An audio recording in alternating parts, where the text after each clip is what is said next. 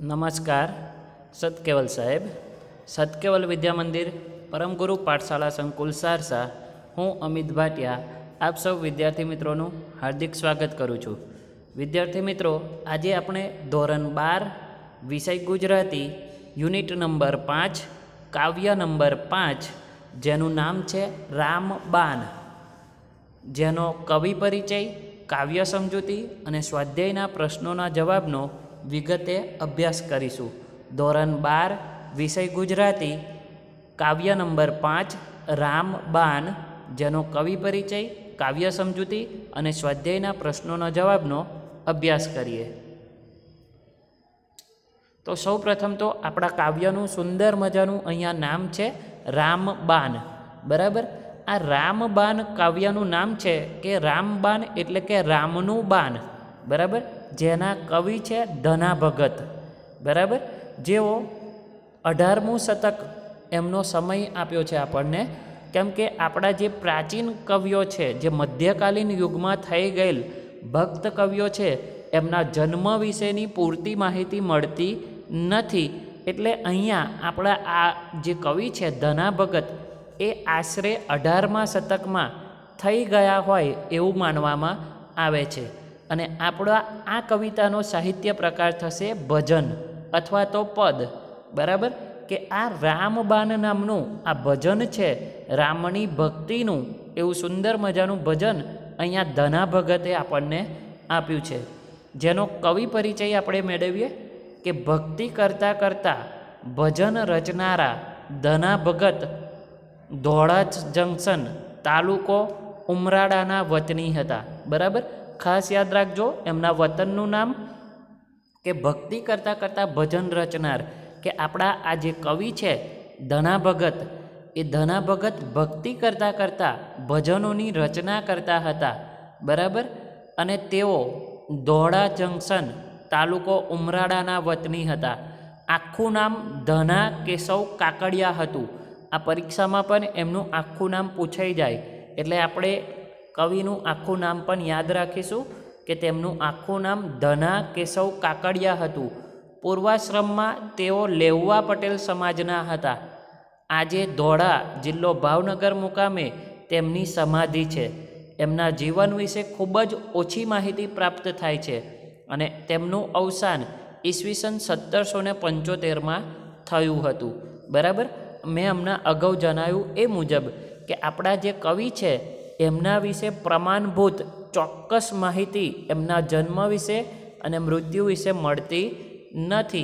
बराबर, एमना विषे खूब ज ओछी माहिती प्राप्त थाय छे, परंतु एवुं कहेवाय के एमनुं अवसान ईसवीसन 1775 थयुं हतुं अने आजे पण धोळा भावनगर जिल्लामां तेमनी समाधि आवेली छे। तेओ लेउवा पटेल समाजना हता। बराबर, तो आ कवि परिचय में आटली महत्वनी बाबतों आपणे खास ध्यान राखीशुं। हवे आपणा काव्य विषे जोईए के अहीं रामबाण एटले प्रभुनी भक्तिनुं बाण। जुओ, आपणुं जे आ कवितानुं नाम छे रामबाण, एनी संधि छूटी पाडशो तो पण खबर पड़शे के रामनुं बाण एनो विग्रह करशो तो। बराबर, पण अहीं रामबाण एटले शुं? तो के रामनुं बाण एटले के प्रभुनी भक्तिनुं बाण। बराबर, के रामनु बाण आपणने वागे तो ए बाण वेदना आपणने करे। कोईपण बाण आपणने वागे तो आपणने दुख थाय, पीड़ा थाय, दुखे। बराबर, परंतु अहींया प्रभुनी भक्तिनुं जे बाण वागे तो ए प्रभुनी भक्तिनुं बाण पीड़ा आपतुं नथी परंतु आनंद आपे छे। बराबर, जेने भक्तिनी तल्लीनता लागी होय, जेने रामना बाण वाग्या होय एटले के जेने प्रभुनी भक्तिना बाण वाग्या होय ए हमेशा पोतानुं जीवन आनंदमय रीते वितावता होय छे। एटले अहीं रामनुं बाण एटले के प्रभुनी भक्तिनुं बाण। बराबर, एना अर्थमां आपणे समजवानुं छे। अर्थात प्रभु भक्तिमां घायल, लीन, तल्लीन। बराबर, के रामबाण एटले शुं? तो अहींया कविए रामबाण एटले के प्रभुनी भक्ति माटे आ शब्द वापर्यो छे के रामना बाण वाग्या मने। एटले के रामना बाण मने वाग्या एटले एनो अर्थ शुं थाय? तो के राम नामनी भक्ति मने लागी छे।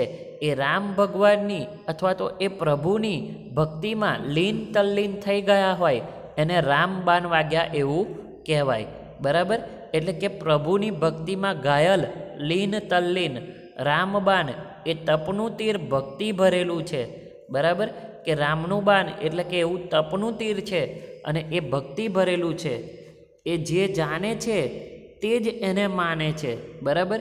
કે રામના બાન જેને વાગ્યા હોય એને જ એનો અનુભવ હોય, બરાબર.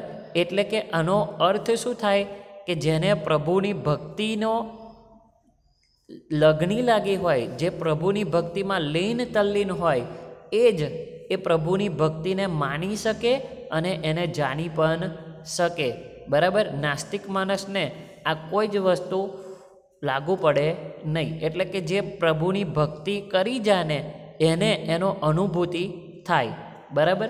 જેમ સિંહણનું દૂધ તો સિંહ બાળ જ જરે, તેમ પ્રભુના પ્રેમીઓને રામબાન વાગે ને, બરાબર. કે આપણે જોઈએ કે સિંહણનું દૂધ એનું સિંહ બાળ જ જરી શકે.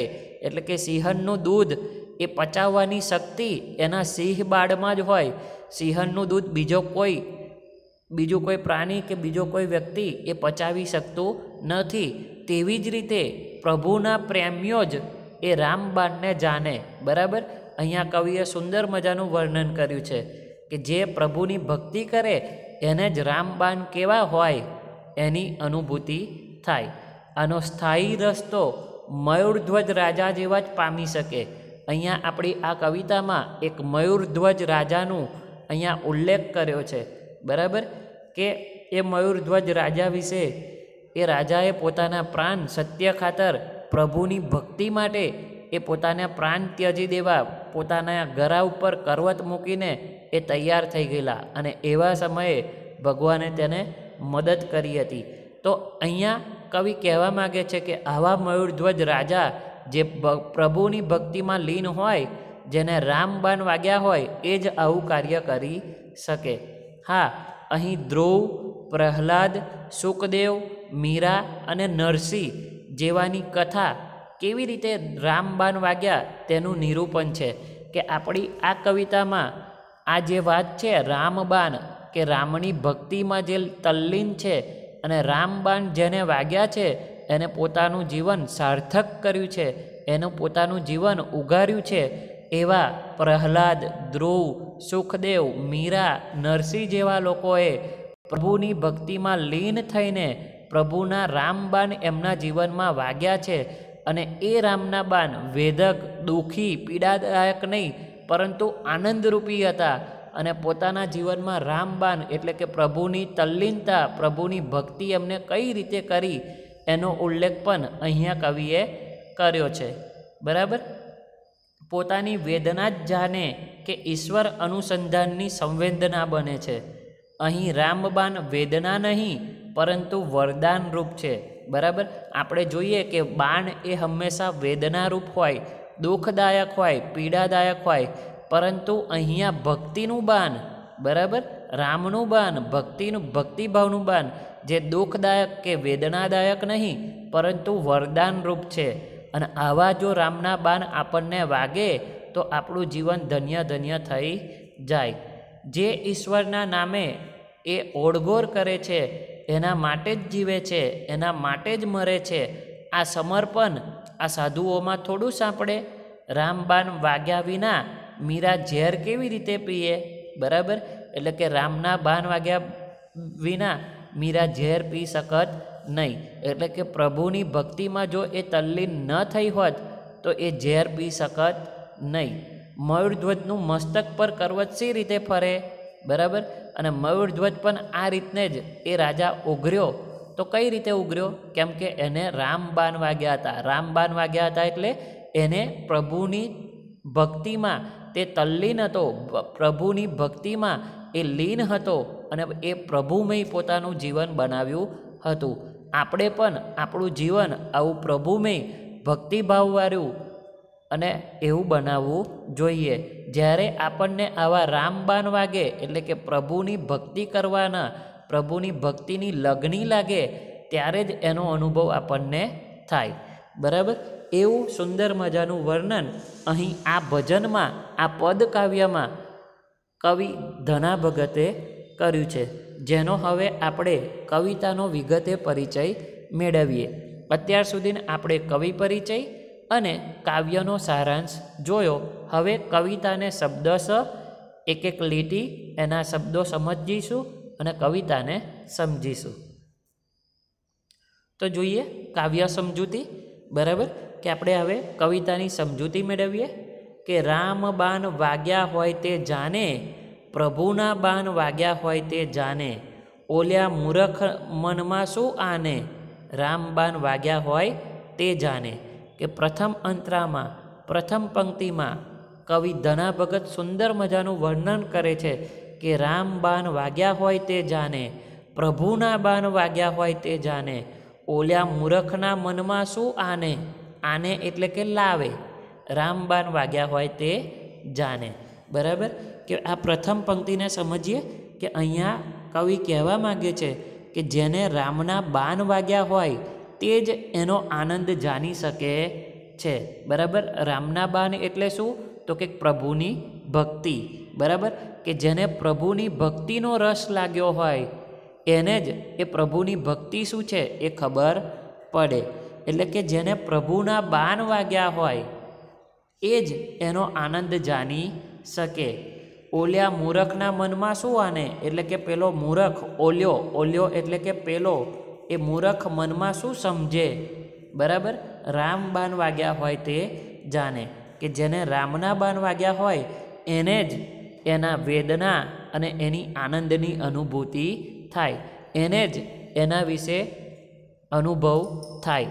એટલે કે જેને રામના બાણ વાગ્યા હોય, જે રામની ભક્તિમાં લીન હોય, એ રામની ભક્તિ, પ્રભુની ભક્તિ કેવી હોય એની અનુભૂતિ જે ભક્તિ કરતો હોય એને જ ખબર હોય. બરાબર એનો આનંદ અનેરો છે, અદકો છે, એ જે ભક્તિ કરે એ જ જાણી શકે છે. પેલા મૂર્ખ લોકો એ જાણી શકતા નથી. એવું સુંદર મજાનું વર્ણન અહીં કવિ કરે છે.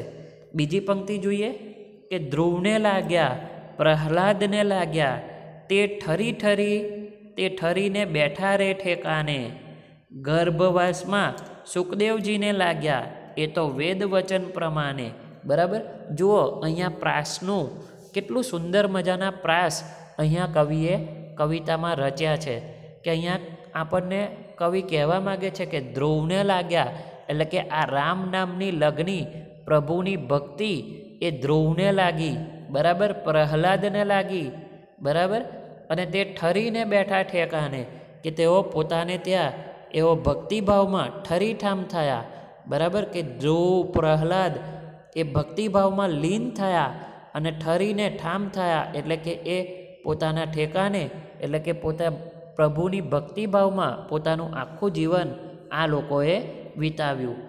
ગર્ભવાસમાં સુખદેવજીને લાગ્યા કે સુખદેવજીને માના ગર્ભમાં જ આ ભક્તિભાવ મળ્યા હતા. બરાબર ભક્તિભાવની લગ્ની, ભક્તિભાવની લીન, ભક્તિનું એક બીડું એ સુખદેવજીને એમના માતાના ગર્ભમાં જ મળ્યું હતું. અને એ જ પ્રમાણે વેદ અને વચન પ્રમાણે તેઓ પોતાનું જીવન જીવ્યા અને એ માટે જ તેઓ પ્રમાણ બન્યા. એટલે કે આપણને એ કહી ગયા કે વેદ વચન પ્રમાણે જીવન જીવવું જોઈએ. અને આ રીતે આજે પણ આપણે ધ્રુવ, પ્રહલાદ, સુખદેવજીને એમની ભક્તિને કારણે આજે પણ યાદ કરીએ છીએ. ત્રીજી પંક્તિ જોઈએ કે મોર ધ્વજ રાજાનું મન હરી લેવા, હરી આવ્યા જે ટાણે, લય કરવત મસ્તક પર મેલ્યું, પત્ની પુત્ર બેઉ તાને. બરાબર કે અહીંયા મયુરધ્વજ રાજાની અહીંયા વાત કરી છે કવિએ કે મયુરધ્વજ રાજા એનું મન જીતી લેવા સાક્ષાત ભગવાન એ સમયે આવ્યા હતા. કેમ? કેમ કે અહીંયા મોરધ્વજ નામનો જે રાજા છે મયુરધ્વજ, બરાબર એ રાજા પોતાના સત્યની ખાતર, પોતાની ભક્તિને ખાતર પોતાનું બલિદાન આલવા તૈયાર થયો હતો. અને એ બલિદાન આપવા માટે એને હાથમાં કરવત લીધી છે અને પોતાનું મસ્તક કાપવા એ તૈયાર થયો છે. અને એવા સમયે એના પત્ની અને પુત્ર બંનેવ એ કરવતને હાથમાં તાની લેવાનો પ્રયત્ન કરે છે. અને એવા વખતે ખુદ પ્રભુ ભગવાન આ મોરધ્વજ, આ મયુરધ્વજની રક્ષા કરે છે. બરાબર આજે પણ એની કેટલી કેટલીક રીતે એને યાદ કરવામાં આવે. તો આવા કેટલાય ભક્ત થઈ ગયા જેને આજે પણ યાદ કરવામાં આવે છે. તો આ બધું કોણ કરી શકે? તો જેને રામબાણ વાગ્યા હોય એ કરી શકે. રામબાણ વાગ્યા હોય એ કરી શકે એટલે કે જે ભક્તિમાં લીન હોય, પ્રભુની ભક્તિમાં જે લીન હોય એને આ રીતે પ્રભુ હંમેશા મદદ કરે જ છે. આ રામના બાણ કે બાણ હંમેશા પીડાદાયક, દુઃખદાયક કે વેદનાદાયક હોય, પરંતુ રામનું બાણ તો આનંદદાયક છે. અને આવા રામના બાણ એ વાગવા જોઈએ. એટલે કે ભક્તિભાવના બાણ એ આપણા આ જીવનમાં વાગવા જોઈએ. એટલે કે અહીંયા બાણ દ્વારા કવિએ ભક્તિનો મહિમા ગાયો છે. આગળ જોઈએ કે મીરાબાઈ ઉપર ક્રોધ કરીને રાણોજી ખડક જ તાને. ખડગ એટલે તલવાર, બરાબર. સમાનાર્થી શબ્દમાં પૂછાય કે મીરાબાઈ ઉપર ક્રોધ કરીને એમનો જે પતિ છે રાણાજી એને તલવાર ઉગામી છે. તાને એટલે કે ઉગામવી, બરાબર. કે મીરાબાઈ પર ક્રોધ કરીને રાણાજીએ તલવાર ઉગામી છે. વિષના પ્યારા ગિરધરલાલે આરોગ્યા, એ તો અમૃતને ઠેકાને, બરાબર. અને એના રાણાજીએ મીરાબાઈને મારી નાખવા માટે વિષ એટલે કે ઝેર, સમાનાર્થી શબ્દમાં આવશે કે એના પતિએ ઝેરના પ્યાલા મોકલાયા છે. અને એ ઝેરના પ્યાલા ગિરધરલાલે એટલે કે શ્રી કૃષ્ણ ભગવાને આરોગી લીધા અને એનું અમૃત બનાવી દીધું, બરાબર. કે મીરાબાઈ પર ક્રોધે ભરાયેલો રાણાજીએ તલવાર તાની અને મીરાબાઈને ઝેર આપ્યું, પરંતુ એ ઝેર ગિરધરલાલ અમૃત સમજીને પી ગયા. અને આ રીતે ભગવાને મીરાબાઈની રક્ષા કરી. છેલ્લો અંતરો જોઈએ કે નરસિંહ મહેતાની હુંડી સ્વીકારી, ખેપ ભરી ખરેટાને, બરાબર. ખરેટાને એટલે કે ખરા સમયે, યોગ્ય સમયે, બરાબર ને. અને ખેપ એટલે કે એની જે કામગીરી હતી એ પૂરી કરી. કે નરસિંહ મહેતાની હુંડી સ્વીકારી અને આ રીતે નરસિંહ મહેતાને મદદ કરી. આગળ સંત અનેક ઓધાર્યા, એવું ધનો ભગત ઉર આને, બરાબર. કે આગળ ઉર એટલે કે હૃદય, કે આગળ તો આવા અનેક સંતો થઈ ગયા. ઓધાર્યા એટલે કે થઈ ગયા, એવું ધનો ભગત ઉર એટલે કે હૃદયમાં એને યાદ કરે છે. કે પહેલાંના જમાનામાં પહેલાંના સમયમાં આવા તો અનેક સંત ભગતો થઈ ગયા જેને આજે પણ જે પ્રભુ ભક્તિમાં લીન, પ્રભુ ભક્તિમાં પોતાનું જીવન ગુજારી ગયા એવા ઘણા બધા સંતોને આજે પણ ધનો ભગત એમના ઉરમાં એટલે કે હૃદયમાં રાખે છે. કે નરસિંહ મહેતાની હુંડી સ્વીકારી, ખરે સમયે દોડીને આવ્યા, આમ અનેક સંતોનો ઉદ્ધાર કર્યો. એ હકીકત ધનો ભગત આજે એના હૃદયમાં સમજે છે. આ છેલ્લી પંક્તિનું આ રીતે સમજૂતી છે કે નરસિંહ મહેતાની હુંડી ભગવાને સ્વીકારી, ખરે સમયે દોડીને આવ્યા અને નરસિંહ મહેતાની મદદ કરી. આમ અનેક સંતોનો ઉદ્ધાર કર્યો, કે જેટલા લોકો ભક્તિ કરે એ દરેકનો ઉદ્ધાર કર્યો છે. અને એ હકીકત ધનો ભગત તેના હૃદયમાં સમજે છે, બરાબર. તો અહીંયા રામબાણ એટલે કે પ્રભુની ભક્તિ એ વિશે સુંદર મજાનું આ ભજન, આ પદ કાવ્ય આપણે જોયું. અને જેમાં ભક્તિભાવનો રામના બાણ એ આપણા જીવનમાં આવવા જોઈએ. પ્રભુની ભક્તિની તલ્લીનતા, લગની એ આપણને લાગવી જોઈએ.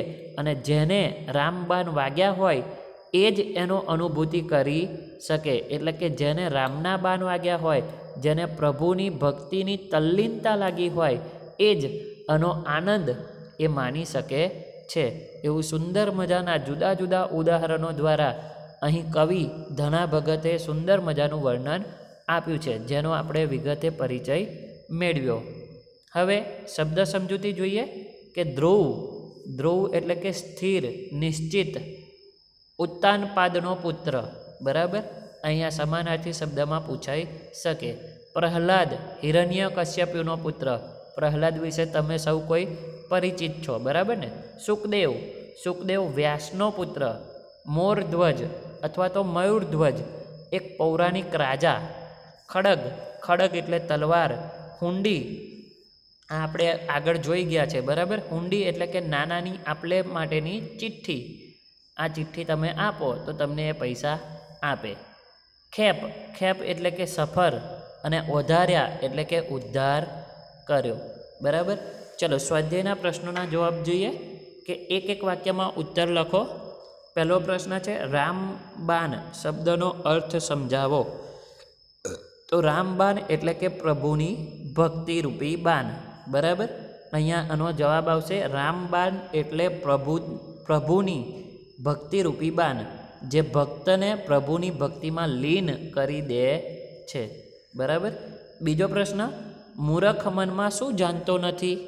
તો મૂરખ મનમાં પ્રભુ ભક્તિનો આનંદ કેવો હોય એ જાણતો નથી. બરાબર. કે મૂરખને શું ખબર હોતી નથી.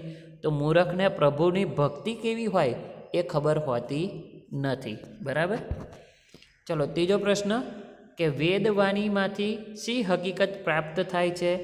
તો વેદવાણીમાંથી એ હકીકત પ્રાપ્ત થાય છે કે ધ્રુવ, પ્રહલાદ અને સુખદેવ, બરાબર, એ જ્યારથી પ્રભુ ભક્તિમાં લીન થયા ત્યારથી જ પ્રભુએ એમની મદદ કરી છે. એટલે કે એઓ લીન થયા હતા. આ હકીકત પ્રાપ્ત થાય છે. ધના ભગતના હૃદયમાં શી ધારણા બાંધે છે. તો ધના ભગત હૃદયમાં ધારણા બાંધે છે કે જેઓ પ્રભુ ભક્તિમાં લીન થયા છે, જેઓ પ્રભુના માટે જ જીવ્યા છે, જેમનામાં પ્રભુ માટે સમર્પણ ભાવ છે, એવા અનેક સંતોને પ્રભુએ ઉદ્ધાર કર્યો છે. બરાબર. આ દરેકનો ઉદ્ધાર ભગવાને કર્યો જ છે. એ ધારણા એમને બાંધી છે. પ્રશ્ન નંબર 2 કે 2-3 વાક્યમાં ઉત્તર લખો. હરિ શા માટે આવ્યા અને તેમને શું જોયું. બરાબર. તો અહીંયા આગળ આપણો જવાબ પેલો મયુર ધ્વજવાળી જે કહાની છે એના પર આવશે કે શ્રી કૃષ્ણ ભગવાને મયુર ધ્વજ રાજાની સત્યની કસોટી કરવા માટે બ્રાહ્મણ વેશે આવ્યા હતા અને તેમનું દક્ષિણ આંગ, બરાબર, એટલે કે એમનું દક્ષિણ ભાગનું અંગ માગ્યું હતું અને મયુર ધ્વજે તરત જ પોતાનું મસ્તક પર કરવત મૂકીને એ અંગ આપવા તૈયાર થયો. આ જોઈને મયુરધ્વજની પત્ની અને પુત્ર બંને તેમની કરવત તાનવાનો એટલે કે ખેંચી લેવાનો પ્રયત્ન કરવા લાગ્યા અને એ સમયે મયુરધ્વજની ભક્તિથી પ્રસન્ન થઈને શ્રી કૃષ્ણ ભગવાન શ્રી હરિ તરત પ્રગટ થયા અને મયુરધ્વજની ભક્તિથી પ્રસન્ન થઈ શ્રી કૃષ્ણ ભગવાને રાજાનું શરીર પહેલાં જેવું પાછું કરી દીધું અને એને આલિંગન આપ્યું. તો હરિ આટલા માટે આવ્યા હતા. બરાબર. બીજો પ્રશ્ન મીરાબાઈ ઉપર રાણાજીએ શા માટે ક્રોધ કર્યો. તો મીરાબાઈ આપણને ખબર જ છે કે મીરાબાઈ હંમેશા કૃષ્ણની ભક્તિમાં લીન રહેતા હતા. તેઓ રાજરાણી હતા. મહેલનો સર્વસ્વ, મહેલમાં રહેવાનું બધું જ સુખ હતું, છતાંય તેઓ મહેલનું સુખ ભોગવતા નહીં અને મહેલમાં સાધુઓને બોલાવતા અને તેમની સાથે રહીને કૃષ્ણના ભક્તો કૃષ્ણના ગીતો ગાતા. અને આ વાત રાણાજીને ગમતી નહીં. કૃષ્ણની ભક્તિ મીરાબાઈ કરે એ રાણાજીને ગમતું ન હતું. એ માટે તેઓ મીરાબાઈ પર ક્રોધે ભરાયા. બરાબર. પ્રશ્ન નંબર 3 છે સવિસ્તર ઉત્તર લખો. સવિસ્તર ઉત્તરમાં તમારે આખા મોટા પ્રશ્નોના જવાબ લખવાના છે. પહેલો પ્રશ્ન છે કે રામબાણ કોને કોને વાગ્યા છે અને તેની શી અસરો થઈ છે. બરાબર. તો આપણે કવિતામાં જ જોયું કે રામબાણ ભક્ત ધ્રુવને, પ્રહલાદ, સુખદેવજીને ગર્ભમાં, મયુરધ્વજને, મીરાબાઈને અને નરસિંહ મહેતાને વાગ્યા છે. આ બધા ઉપર શી અસર થઈ એના વિશે આપણે વિગતે આ જવાબ લખવાનો છે. બરાબર. બીજો પ્રશ્ન કે રામબાણ પદનો મર્મ તમારા શબ્દમાં લખો. હવે અહીંયા તમારે મર્મ લખવાનો એટલે કે આખી કવિતાનો ભાવાર્થ કે કવિ આપણને આ કવિતા દ્વારા શું સમજાવવા માગે છે, એનો બોધ શું છે એ લખવાનું છે. તો એનો મર્મ આ રીતે થશે કે જે પરમાત્માની સાચા હૃદયથી ભક્તિ કરે છે, જે પરમાત્માના લીન થઈ જાય છે, તેમને જ પરમાત્મા સાથે એની અનુભૂતિ થાય છે. બરાબર. કે આપણા આખા કવિતાનો મર્મ આ છે કે જે પ્રભુની ભક્તિમાં લીન રહે એનો ઉદ્ધાર હંમેશા પ્રભુ કરે જ છે. એવા જુદા જુદા ઉદાહરણો દ્વારા અહીંયા કવિએ એ સાબિત કરી આપ્યું છે. એ હકીકતને કવિ માને છે અને એ પોતાના હૃદયમાં એમને રાખી છે ને એટલા માટે જ અહીંયા કવિ કહેવા માગે છે કે જેને રામબાણ વાગ્યા હોય એટલે કે પ્રભુની ભક્તિની લીનતા એટલે કે પ્રભુની ભક્તિનો જેને રંગ ચડ્યો હોય એનો હંમેશા પ્રભુ ઉદ્ધાર કરે જ છે. સાચા ભક્તે પોતાનું જીવન પરમાત્મામાં ઓળઘોળ કરી દેવું જોઈએ, એને સમર્પિત કરવું જોઈએ અને એ જે સર્વસ્વ જેનું સર્વસ્વ પરમાત્માને આપે એનું બીજે ક્યાંય સ્થાન હોતું નથી. આવી નિસ્વાર્થ ભક્તિભાવ એનું અહીંયા આગળ વર્ણન કરેલું છે. તો આપણે આ રીતે પ્રશ્નોના જવાબ તમે તમારી નોટબુકમાં લખીને એની તૈયારી કરશો. નમસ્કાર. સત કેવલ સાહેબ.